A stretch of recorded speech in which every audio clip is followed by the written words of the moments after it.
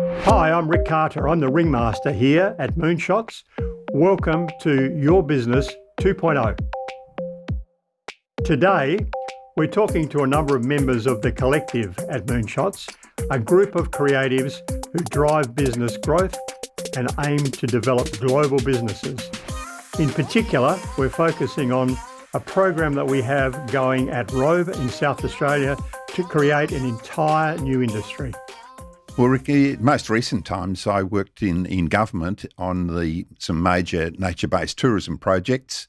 The ones that would be best known would be things like Swim with Tuna and the walking trail on Kangaroo Island, and brought them all to a regulatory approval stage successfully.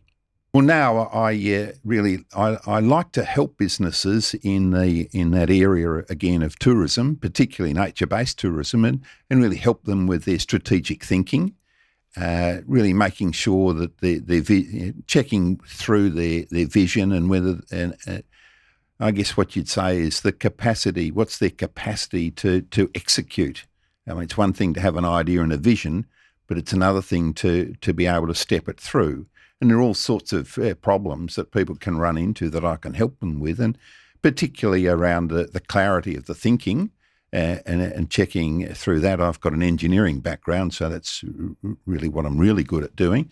But my experience with government and regulation and the way that government thinks, it's very different to what you experience in the private sector, where I originally came from. I first worked with the Ford Motor Company, which I'm really familiar now with, the 1 minute time cycle approach. I mean, if you got to solve every problem you see within a minute, or you've got 8,000 people lying idle.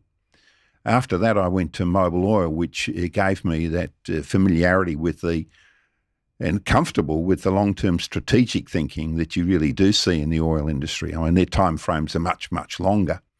And then from there, I was hijacked by the Scott Group of companies, which was a really interesting exercise, because you had to be sharp and on the ball on a day-to-day basis. So that was a wonderful a triplet of experiences that enabled me then to branch off and run my own business. I ran an outdoor retail business in Adelaide for 20 years, which I wouldn't have been able to do successfully without all of those three experiences. So then, having joined government, I'm in a really unique position to be able to understand the problems from a whole range of different backgrounds, and how that relationship with government works, and how it can work better, and what's the appropriate strategies that one ought to do if one wants to achieve one's vision and objective. With Mobil, I covered the entire outback. I ran from Port Wakefield through the South Australia and Northern Territory. And people on the other side of Port Wakefield think about the world very differently. I just used to reflect on the difference between working in a 15-storey building in Melbourne, and I used to love getting out there and talking to people, real, authentic people, and I can help them with real, authentic problems because I can identify with that. My wife actually has a farming background as well, so we're very comfortable in the outback setting. I don't think people really understand how government makes decisions, and what you might think is logical and straightforward doesn't necessarily come to pass. So it's really working through those sorts of things. One of the key things, of course, is what I can talk about is social license. You'd often assume that there's social license when a project's given to you, but you will find that social license is a moving feast, and you can really get caught. You can really get caught out there. So you've just got to understand how that works and what your responsibility as a proponent is, and the vagaries of government. I mean, I always like to say that my experience in Melbourne was that your word was your word was the deal. It was a handshake, and nobody moved. But the vagaries of government, things move. So I'm just comfortable helping people understand how goalposts do move and how we move with those goalposts moving.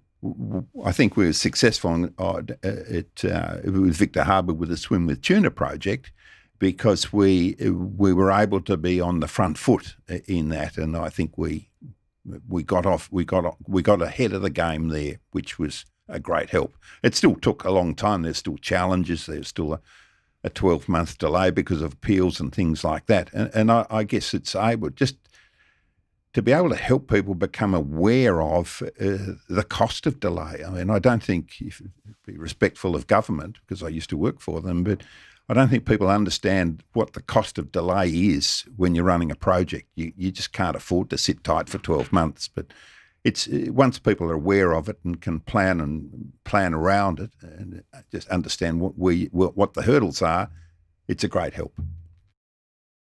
Oh, I think it's a really exciting environment.